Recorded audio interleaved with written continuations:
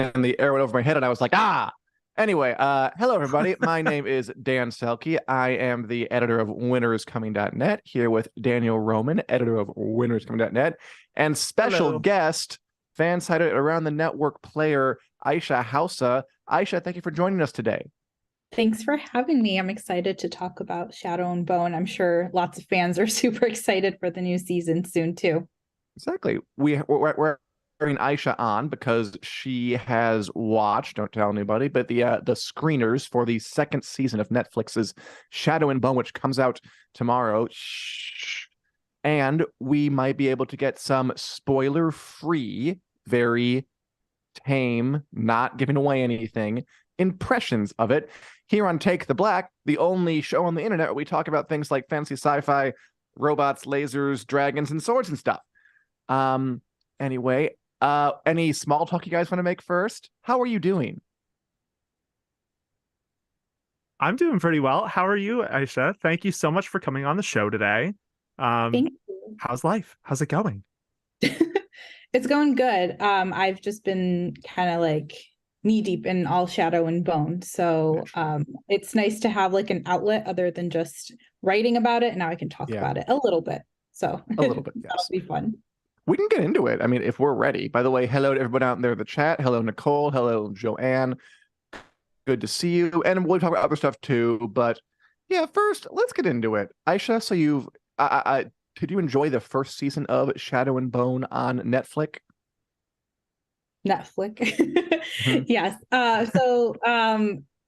I have not read the books, so I'm like a show first fan. I think Daniel has. Okay. I really did. Sorry. Yeah. So I really liked the first season as a show first fan and not like having any background about it. I still haven't read the books because I don't want to know what's going to happen. Who has time? Books? I know that's why we're in this business. We like shows more than books, at least me. But yeah, so for me, I liked the first season a little bit more. I'm not saying that the second season is bad or anything. Yeah, I know. Maybe it'll be controversial, but that's just me. I feel like the stories overall, because we have so many characters. We have like the crows, we have Alina, we have Mal, we have the Darkling, there, Nina and Matthias, like there's so much going on. I feel like the first season did a good job of like keeping everything connected together. Season 2, overall, it did that for most of the time. I feel like I got a little lost in Kaz's story, which was super interesting, and I liked that we got more of his backstory, but parts of it kind of took me away from the overall like all the other elements that are happening, because again, we have like so many different separate storylines, even though they're all kind of coming to like one goal or for one reason, but that just took me away a little bit. Sure. Now remind us, Kaz is the gloomy, intense British guy played by Freddie Carter, right?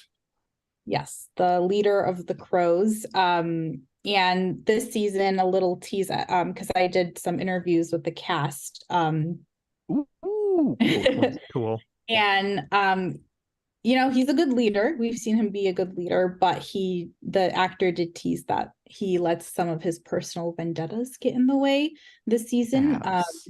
And that kind of puts everyone else at risk. So he's not going to be thinking completely straight, is what I'm going to say. Okay. Hard to picture because he was so steadfast, straightforward, and dependable in the first one. Now, Daniel, you've read the books. Relatively. A little. I understand that this new season is going to mix together different ones, and that the crows aren't in this part of the books at all. Like they're in a separate series. And I think the adventure in season 2 for them is just completely made up. Like there is no source material for the crow stuff. Am I right in saying that? I think you're wrong in saying that. That was the case last season. Shadow and Bone as a show, it's a little more complicated than like a normal book to show type thing. It's actually based on 2 book series. One is the Shadow and Bone trilogy. Sure. One is the Six of Crows duology. So the Crows are not in Shadow and Bone at all. Their story happens after Shadow and Bone in the books.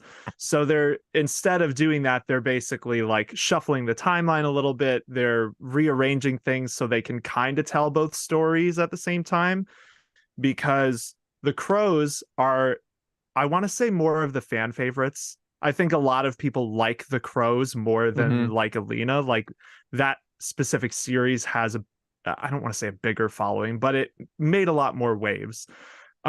So or they season think 1, they like them more until they watch Shadow and Bone season 2. Possibly that. So season 1 was book 1 of Shadow and Bone. So book 1 for Alina, and they made up stuff for Kaz and the Crows. I think this season is supposed to have the stuff from their first book, which is Six of Crows. Which my question for Aisha about this, I think this is not spoilery enough, but it should answer this conclusively. Is there a heist? There is. Okay, so it's Six of Crows. So this season we're gonna have the plot line from Six of Crows, which is their first book, and Alina's second book. So it's a little confusing, but obviously, like, as a show watcher, it seems like none of that stuff matters at all.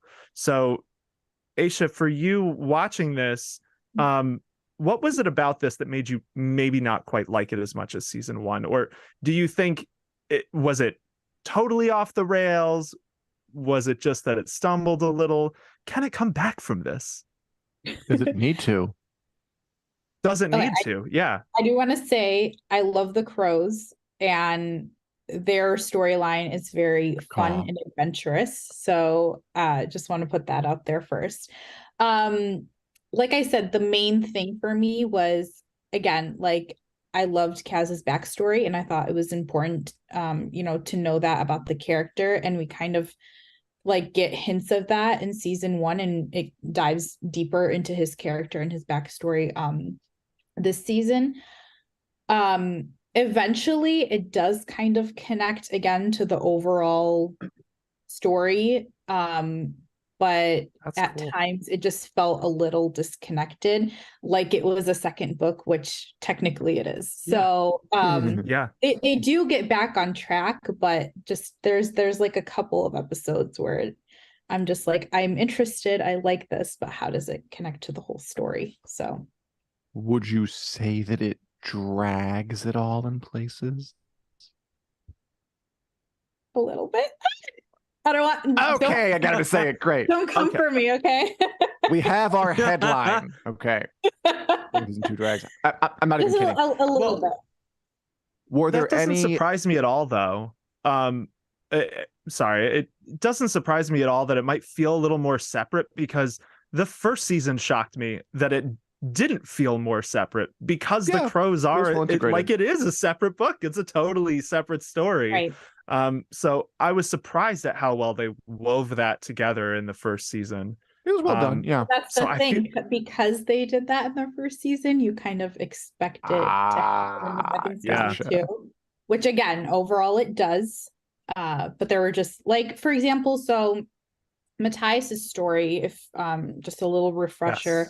Last season we ended with Nina, like, to save his life, she said he's a slave trader, which, typical romantic day in a relationship for a couple. But right, poor guy, he gets dragged to a prison called Hellgate, and it sounds is nice. What it sounds basically. We get to see him there. Excuse me for his someone else talk for a second. Okay. Okay. I will ask a question slowly. Was there a character who stood out to you? If Kaz kind of disappointed you, was there a character or storyline that you thought really, really worked well? And was it the Darklings by any chance? Because he is the guy who everybody wants to see more of, played by the immaculately handsome Ben Barnes. Sorry, guys. That's what happens when you're live. Live TV, folks. Live TV. yeah, I'll go back to Matthias in a second, but yes, I really liked the Darklings storyline this season, aka General Kerrigan. He is kind of as dark and menacing as ever, but there were moments when we kind of saw him a little weaker at times, and you're going to figure out why that is. So it was really, really cool to see him, like the same character, but kind of a different side to him. So I really liked that, and I thought that worked really well. Let's jump back to Matthias real quick. Sure.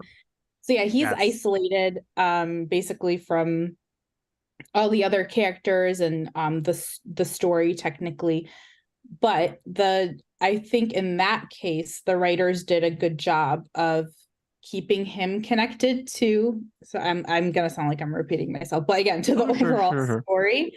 I think that worked for them very well, and it didn't feel like I'm watching like a different show or something when it was just his scenes, because which is really hard to pull off, because like the actor for the majority of it is all by himself. He doesn't really interact with the other main characters. So I think he did a really good job, and the writers really did a really good job of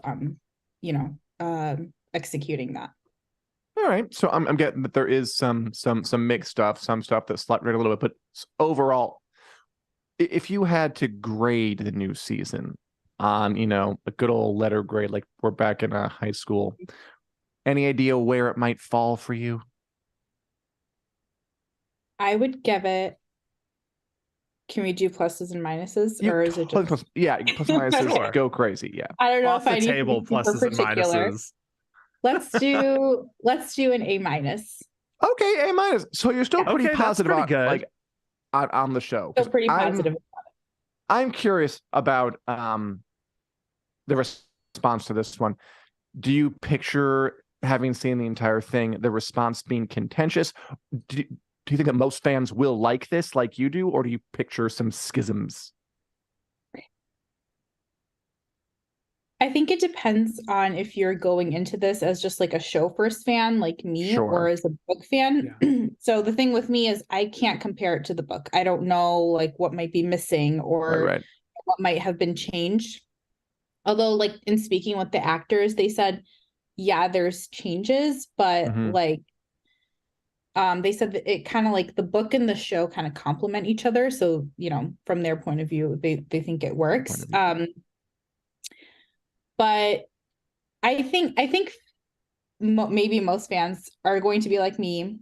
They're gonna like feel like it's a little out of place, but because the Crows, like you said, are so popular, whether you've just seen the show or you've also read the books, they're just such a fun bunch, and they bring like lightheartedness, even though they have their own serious stories, and it's not just Kaz that we get his backstory. We get a bit more of the backstory of some other characters, which again is really fun to see. I feel like the first season, serves as like establishing the characters. Here's who they are, and then we kind of get to dive deeper into them in season 2.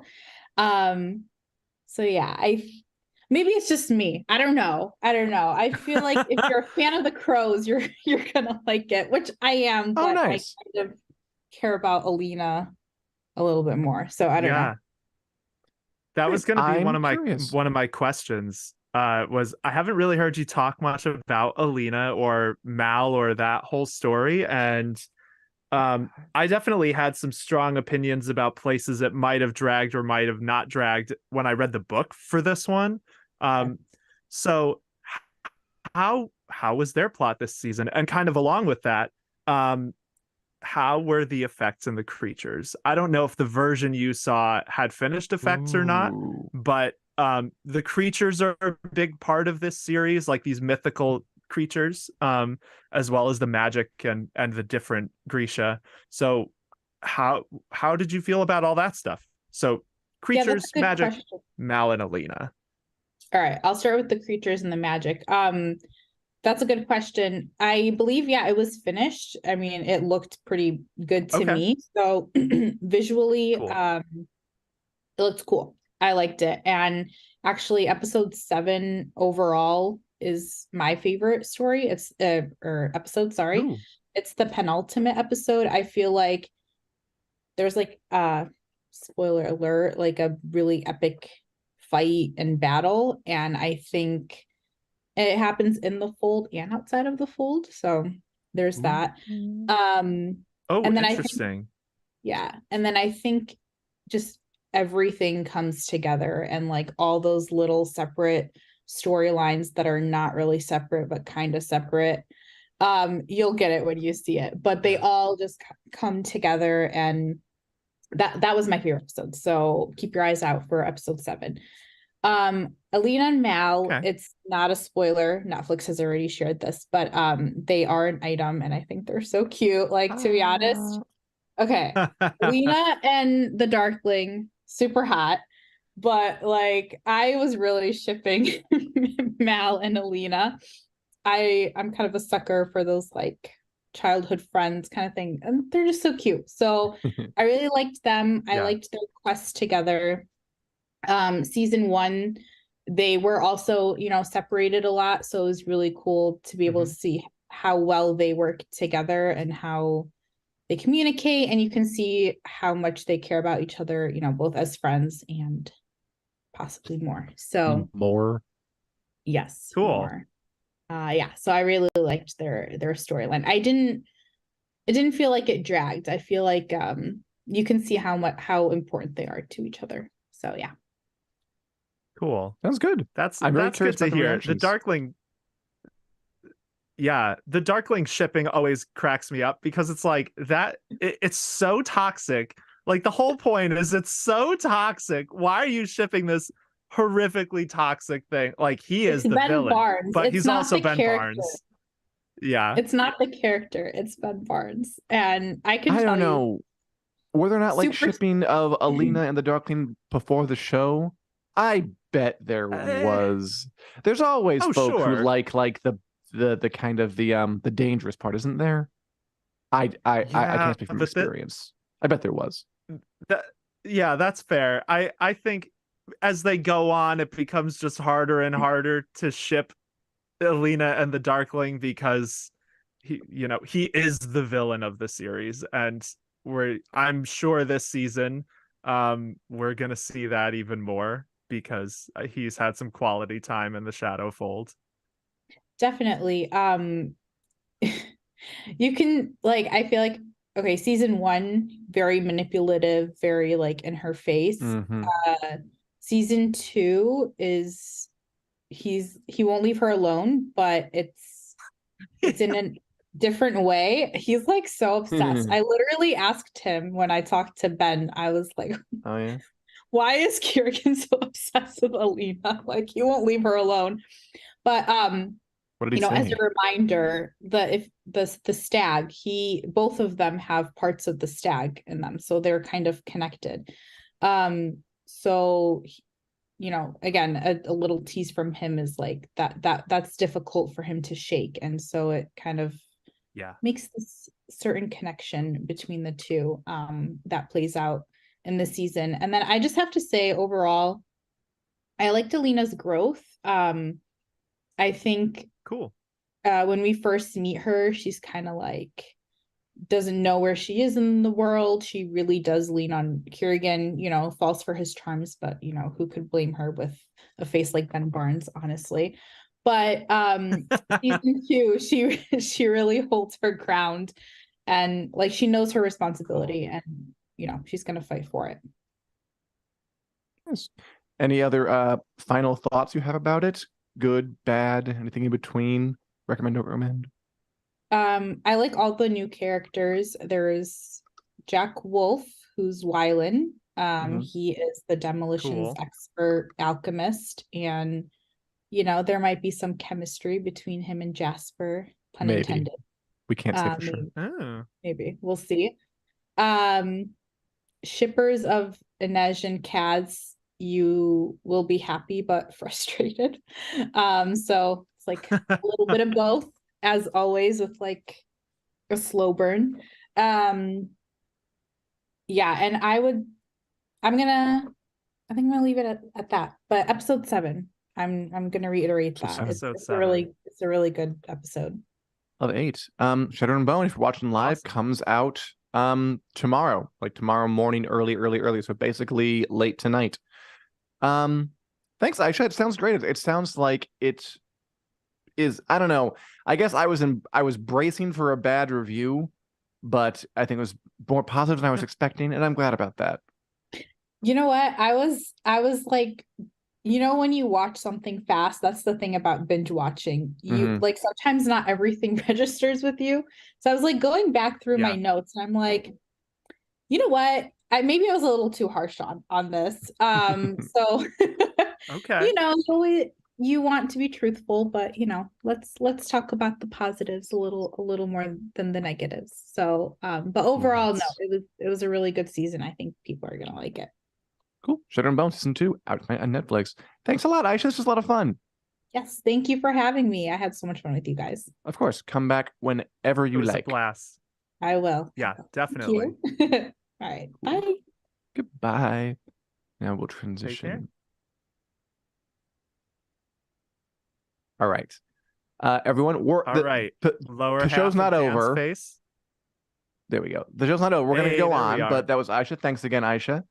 And now, for the rest of the Yes, thank you show, so much, Aisha. Daniel, let's get into Yes. brass tacks. The Last of Us, Zombie Show, Season 1, over, HBO, Ellie, Joel, spoilers. Yes. All those things. I want to talk to you about The Last of Us season finale. And to do that, I think we're going to have to do a little bit of spoilers. Yes. So just if you haven't seen it yet, plug your ears, because I want to talk about like the details some.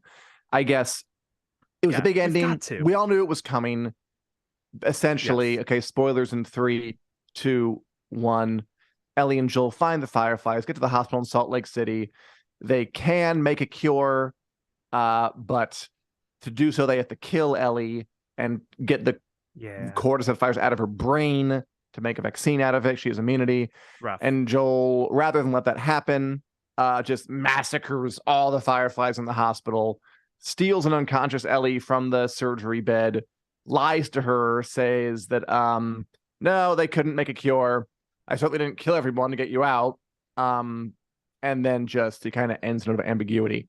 Daniel, what do you think of the season finale of The Last of Us? I really enjoyed it. I think anytime I'm gonna critique The Last of Us, like we said last week, it's never anything less than really good. It's always kind of nitpicks or like, the little things. I do think it rushed this beat a little bit. I was kind of shocked that this was the shortest episode of the season.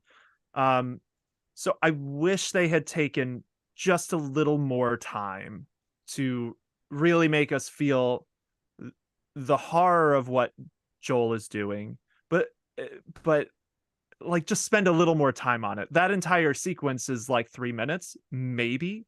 So yeah, so I liked it. I'm a little torn on how fast they flew through everything. I loved the cold open with Ashley Johnson. Well, that was nice.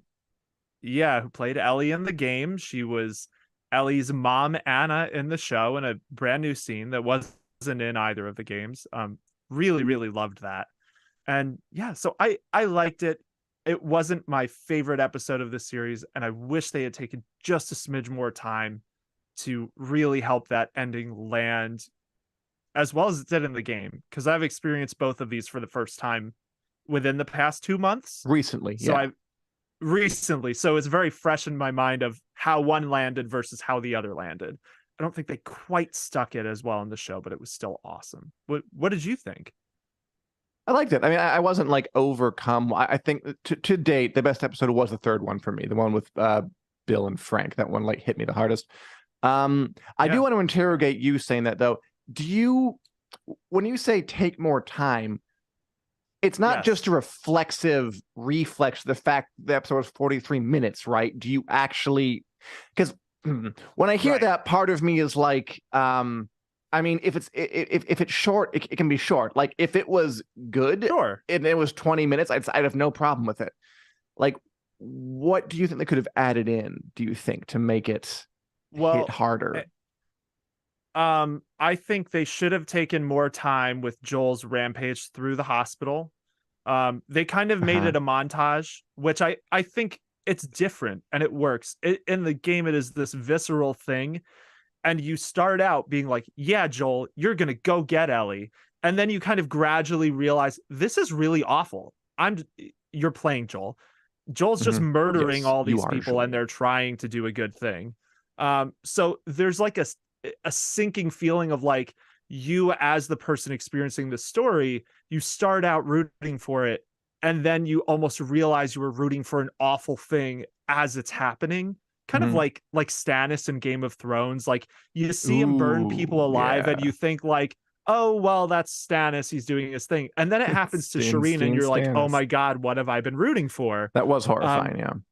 It's the same thing with Joel in the game with this. And I think, one, they made it a very intentional choice to not show Joel kill quite as many people in the show as they did in the game throughout the journey, which has an impact when you get to this ending, because it doesn't have, again, the same thing of we've been rooting for him to do this whole time and now he's doing it in a way we don't like.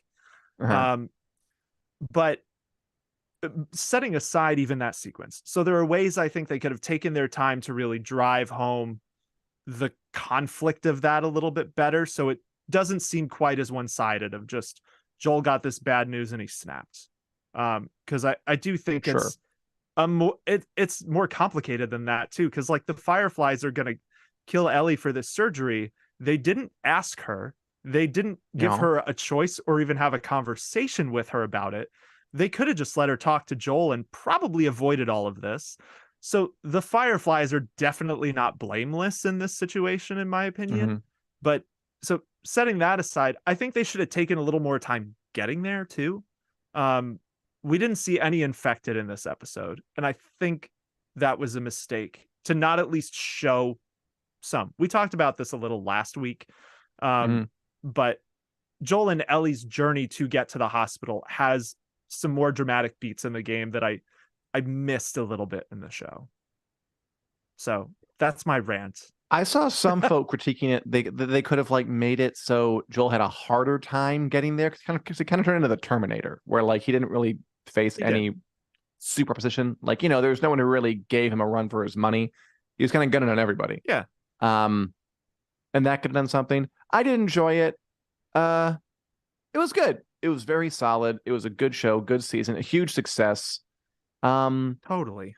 May the light of fate shine down upon season 2. But I mean, yeah, my favorite episodes were the third one. I thought that one was great. I like the seventh one, the Ellie flashback. The sixth one was great, where the poor kid died. That was too bad. This one was very good too. It was a good show. But I'm sorry that the finale didn't blow your socks, shoes, and other garments clean off your body. Well, it's hard when there's expectations going into a thing. And this time, obviously, I did have expectations going into it. Versus the game, there were no expectations. I didn't know what was going to happen. What a damn but thing. It did remind me a little bit of the 6th episode. So in episode 6, they do the whole Jackson thing, and then they go to the university. And that whole university scene they did in about the last 8 minutes of the episode. And that's another thing where in the game, that's like a couple of hours, that sequence. So they definitely it felt like they sped through the beat a little bit. And that's just kind of how I felt about this ending. It's almost like they knew what happened, so we didn't take quite as much time. I don't know. I'm repeating myself. Fair enough. I mean, episode 6, I don't know what you would have gained, because when you say it's several hours, it's not the story part, like you playing as Joel slowly making your way through a hall and shooting a dude is several hours, right? It's not like there were several hours of video. Well, most of it is actually Joel and Ellie talking. So they placed some of those things in other episodes. So the conversation in the finale where Joel says, they brought me to a place just like this after the apocalypse, basically. That conversation happens in the university in the game because they find tents outside the university where people are doing that. Fun. So there are things like that got rearranged. It's a lot of character stuff, but then the way Joel gets hurt is very different in the game. And there's this extended scene of Ellie basically getting him out of danger. So it's not even that there were specific things where I'm like, it would have been better if they'd done this. Like, I don't know necessarily it for episode 6 specifically what they should have changed in that university sequence. I just know it felt less momentous than in the game because part of it is the setup, right? Because in the game, when they get to the university, the whole thing has been they've been looking for the Fireflies this whole time. Whereas in the show, Joel is looking for Tommy. And then he decides, and hey, now that we found Tommy, let's go look a little farther for the Fireflies. So there are some like changes they made along the way. And I think part of when I say things were rushed, part of it is I wish they'd taken more time in the scene. And part of it is changes made along the way made the scenes have a little less gravity, if that makes sense. It does. Yeah, I get you. And I didn't play the game as recently as you did, but I liked it. But yeah, I mean, I didn't feel my favorite Joel and Ellie bits were just them talking, honestly. That was all my favorite bits with them. Yeah. But they know what they're doing, and I think this bodes well really for the do. future. Rock on The Last of Us. Hooray, mushroom pie tonight. And that's anything else you want to say about The Last of Us before we move on to it for 2 years? Before we move on for 2 years, just that I'm real sad that it's over. I did not expect to become as obsessed with this show. It has been a good time. You know, I imagine we won't see season 2 until 2024 or maybe 2025. 2025. So yeah, it's gonna be a minute, but I think it'll be worth it, and that'll probably work in this show's favor even because that just gives Bella Ramsey more time to get older, which is gonna make part 2 even better, or season 2. Sorry. Look, I mean, she's already yeah. Bella Ramsey is the age of Ellie right now that she is in part 2. So opposite. Yes. Don't get older. Just be who you are now. No, she can get a little older. Let's just say Ellie, age is a number, and age is also the accumulation of your experiences. And by the time that game ends, Ellie is older than her years. It will be cool if that started up sooner and we can see the discourse. But yeah, good show, HBO. Nice crack at the zombie stuff. All right, and it's doing better than House of the Dragon, right? It is. I feel like we got to been killing it. That. HBO's been killing it. House of the Dragon was a big hit. Last was a big hit. They have Succession coming up, the final season, like this month. Perry Mason's pretty fun. Yeah. They're doing really good right now. Good for them. Apparently, the Idol is causing all kinds of fracas and controversy. It may be a disaster. We'll see when that comes out. People are talking about HBO, so good on them. Yeah. And we are talking about, Daniel and I both love sports. Can't get enough of them. Love to pass that baseball around. True. You can't tell. There's March Madness coming up, the college b-ball tournament. But here at Wick, where, a bunch of teams play together and then one emerges victorious, people make a lot of money on bets. But here we're doing Fandom Madness, where we've taken 64 characters from fantasy, sci-fi, movies, TV, pop culture, books, and we are pitting them against each other in a huge tournament called Fandom Madness 2023. And that starts off tomorrow. And we have the bracket for you today. Oh, look at that. Look at all those sweet matchups. That's a nice looking bracket. Yeah, that's right? Basically, this will be fun. It'll be on our Twitter page. All these people are going to be up against each other, and one will emerge. Do you prefer Daenerys Targaryen to that lady from The Peripheral? Who's better, Harley Quinn or Randall Thor from The Wheel of Time? Who wins in a fight, Megan or Superman? And just on and on and on like that. And over the next couple of weeks, we'll determine which is the best. Megan. Criteria, Megan can do that dance. Clearly, there's no criteria. Who win in a fight? Who do you like more? Who do you want a beer with more? That's it. And that'll be running for the next couple of weeks. I thought we would share that with you. How fun. Megan versus Coke. Yes. I think it's Where can people Kang find the that, Dan? Conqueror versus Cocaine Bear is the one we set up there.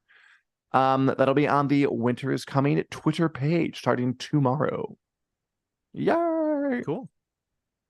Anything Yeah, else? should be a lot of fun. Yeah, I think so.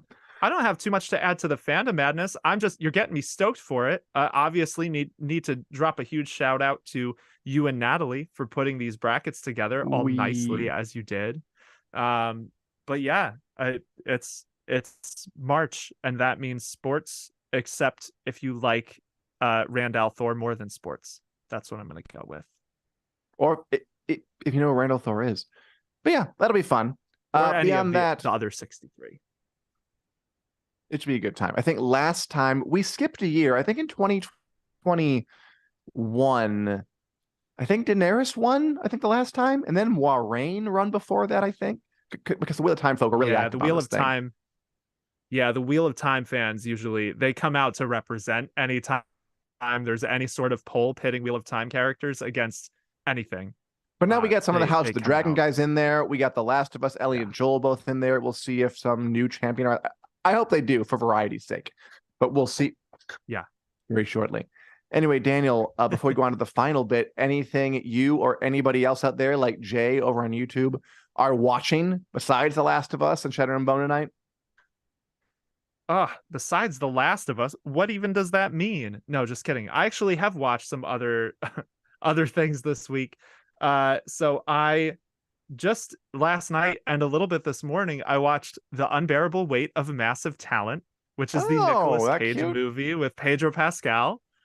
So that was really ridiculous, but very, very fun. I enjoyed it a lot. Pedro kind of doing his other typecast, which is like eccentric, lovable, I want to say roguish type character, but he's somewhat roguish in this movie. Yeah, so that was great, and I've been rewatching Black Sails because it just feels like it's time. Black Sails. I do, and I have to admit I'm too close to it now. Where I rewatching it, I'm like, yes, this show was so good, but I also have to acknowledge my own bias because like two people will just be walking. Just walking and I'll be like, oh, this show. So like there's definitely bias, but it's an excellent show. But yeah. Oh, he's putting one foot in front of the other. Give him an Emmy. Six of Crows. Six of Crows. Cool. I will be reading this probably in the lead up to Shadow and Bone. That's what I've been reading, watching, all those things. What about you, Dan? Not a ton. I've been busy. I mean, I tried to watch The Mandalorian today, but I couldn't. I'm watching Perry Mason. That's a good one. The Last of Us, RuPaul's Drag Race season 15, going great. I also got in the mail a copy of The Three Body Problem, so I'm gonna start reading that soon. I'm looking forward. Yeah, that'll be fun, right? I want to hear about that show. Yeah, we've heard like nothing. So that's kind of what's going on with me, but not a whole lot. I guess. And as Nicole says, "Ooh, Ted Lasso tonight." I will definitely watch Ted Lasso tonight. Yeah, Mandalorian and Ted Lasso. Yeah. Season 3. How was it, Nicole? I think it's the final season. I think it is. Yeah. Things are being classy. At 3. So I'll definitely watch that as well. Some good stuff. Wait, JoJo. Oh my God. And Richard is playing Earthbound. Probably for I'm gonna guess. Is it the first time or we played it before, Richard? And JoJo. I still haven't watched JoJo in a while. I've installed in that damn Egypt arc forever. Anyway, it's about it. A pretty slow week for stuff, but there'll always be more. Should we move on to the lightning round to wrap this puppy up, to mix a metaphor? Let's do it. All right. Again, etc. and so forth. Didn't order them. Not in any order. Just going to ask him randomly and see what happens. Although, no, I'm going to ask you this one first because you are bookman. Okay. Daniel. Okay. Put 20 seconds on the clock. Author Christopher Paolini is writing a new book in the dragon riding Aragon series called Murtaugh. Does that mean anything to you? Yeah. It means something to me in that I know what it means, but my hype is moderate at best. So this is 20 years after the Aragon quintet quartet of books. Murtaugh is one of the side characters in that, one of the primary antagonists, antiheroes. So I believe this book is telling things from his perspective. So it's not really a sequel. It's a sidequel, Gotcha. whatever we call that. It's like that Twilight book that was Twilight book from the vampire's point of view. Okay, cool. It's exactly like that, except the dragon's red instead of blue. Okay, so here's one for you, Dan. Jenna Ortega of Wednesday fame is circling a role as Winona Ryder's daughter in Beetlejuice 2, and the character she played in Beetlejuice. Not really. Lydia Dietz, yeah. Apparently, they've been trying to make a Beetlejuice sequel for like literally decades and it's never got it off the ground. Maybe Jenna Ortega being the new creepy Hollywood starlet du jour can get the ball rolling on it. I'm not sure if they need it, but it's one of those seems like so obvious. I almost don't like it. Like, of course, the Wednesday girl would be the creepy little goth girl, but whatever. Yeah, I'm sure it'll be fine. Rock on. That's pretty fair. Jenna Ortega with your huge success.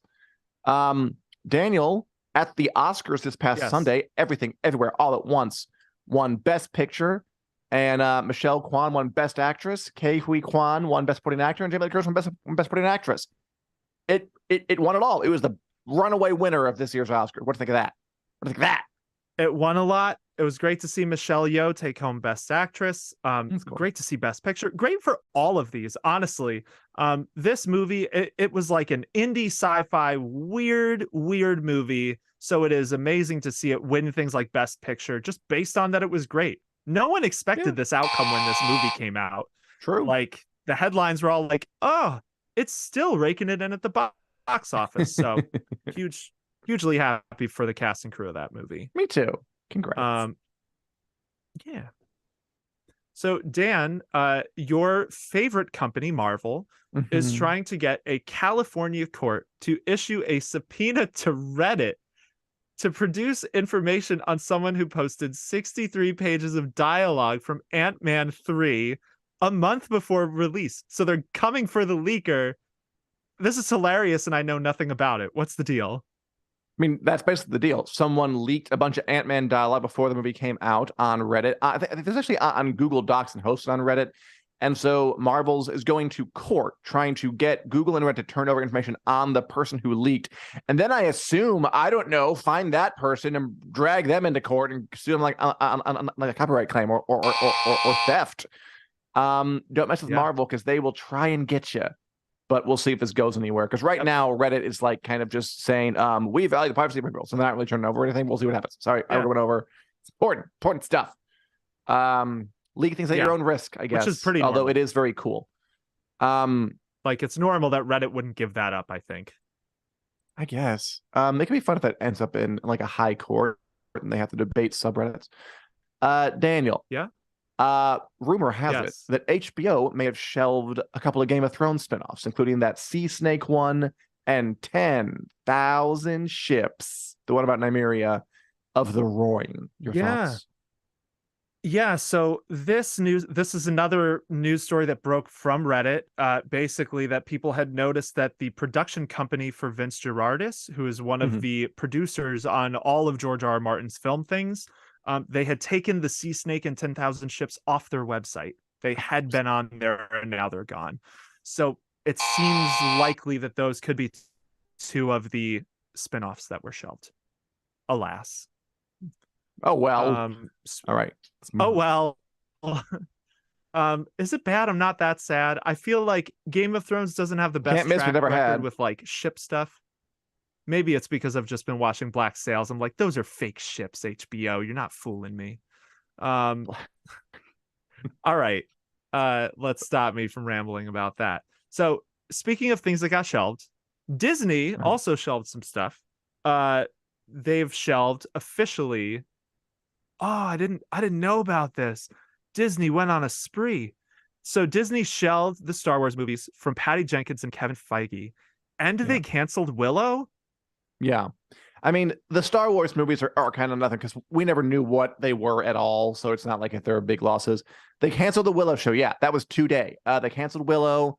That's You too watched bad. it. I didn't, so I'm not that upset. But I think more networks are going to cancel stuff because they have to start trimming the budgets because now like the age of like content everywhere just all the time is kind of over. So they got to start making better choices, and that was one of the ones going to go. Yeah, it's fair. It's a shame because Willow, it wasn't an incredible show, but it was a show that knew what it was about and what it wanted to do, and it did it pretty well.